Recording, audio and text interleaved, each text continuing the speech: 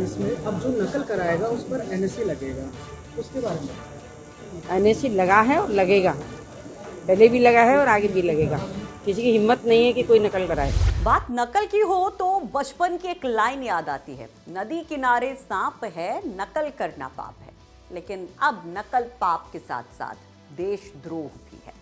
जी बिल्कुल सही सुन रहे हैं आप, यूपी में नकल करना देशद्रोह होगा, क्योंकि यूपी सरकार ने नकल को लेकर जो ऐलान किया है उसे सुनकर आपका दिमाग भी चकरा जाएगा। नमस्कार, आप देख रहे हैं यूपी तक और आपके साथ मैं हूं सुषमा। जब जब नकल पर नकेल कसने या नकल पर सख्ती का जिक्र होता है तब तब कल्याण मॉडल का जिक्र होता है कि कैसे नकल रोकने के लिए कल्याण सिंह के शासन में एक बहुत सख्त मॉडल बनाया गया था, नकल करने वालों को सलाखों के पीछे पहुंचाया गया था। लेकिन अब इस सरकार में नकल को लेकर जो ऐलान हुआ है वो इतना बड़ा है कि हजारों लाखों छात्रों की नींद उड़ा सकता है। इस पर खूब चर्चा शुरू हो गई है। दरअसल यूपी में अब 10th और 12th के बोर्ड एग्जाम के दौरान अगर कोई नकल करता हुआ पकड़ा जाता है तो उसके खिलाफ एनएससी यानी कि रासुका लगेगा।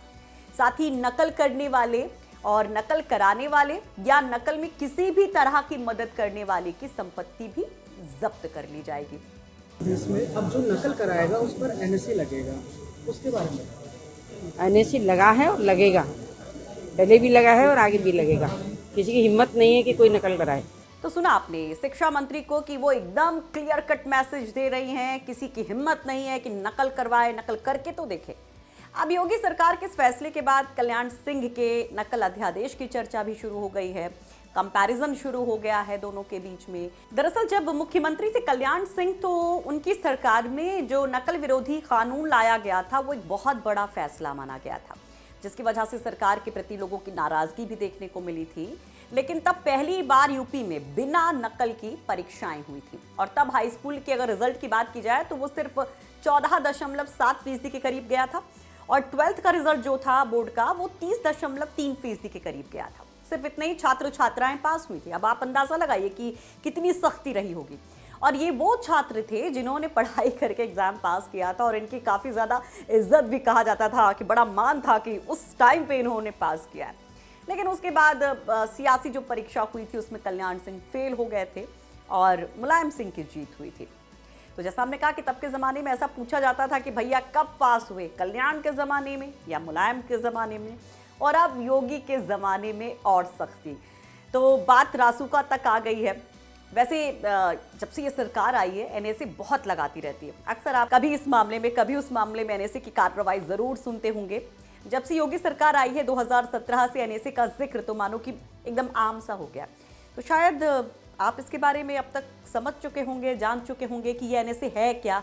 चलिए अगर नहीं जानते तो हम आपको बता देते हैं कि ये एनएससी है क्या, नेशनल सिक्योरिटी एक्ट है क्या।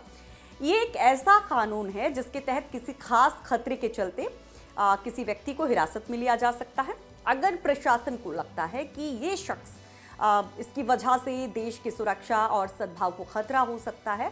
तो ऐसा होने से पहले ही उस शख्स को रासुका के तहत हिरासत में ले लिया जाता है। इस कानून को 1980 में देश की सुरक्षा के लिए सरकार को ज्यादा अधिकार देने के मकसद से बनाया गया था और इस कानून का इस्तेमाल पुलिस कमिश्नर, डीएम या राज्य सरकार कर सकती है। अगर सरकार को लगे कि कोई व्यक्ति बिना किसी मतलब के देश में रह रहा है और उसे गिरफ्तार किए जाना जरूरी है तो उसे भी गिरफ्तार कर सकती है।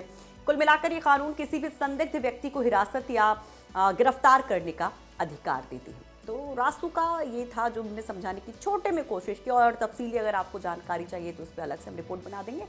फिलहाल आप ये बताइए कि नकल रोकने के लिए ये जो रासुका लगाने का फैसला लिया गया है इस पर आप क्या कहेंगे? आपको क्या लगता है कि ये कितना बड़ा फैसला है, इसका कितना असर होगा, नकल माफियाओं पर नकेल कसने में इसका कितना असर होगा और कल्याण सिंह के मॉडल और योगी के मॉडल में किस तरह से आप अंतर करते हैं? तो कमेंट बॉक्स में ज़रूर बताइएगा। तमाम खबरों के लिए यूपी तक देखते जाइए। तफसील से खबरों को पढ़ना पसंद करते हैं तो यूपी तक.in पर जाइए।